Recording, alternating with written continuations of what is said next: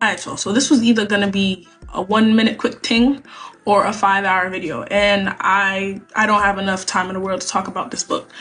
So without further ado, Walter Rodney's How Europe Underdeveloped Africa. Let's talk about it. Let's get into the nitty-gritty.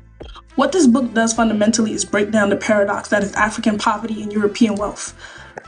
Published in 1972, it delves into the economic, political, and social dimensions of Africa's underdevelopment, tracing the destructive impacts of slavery, colonialism, and the extraction of African resources for European enrichment. So Rodney explores how colonial powers exploited African labor and resources, of course leaving the continent impoverished and dependent.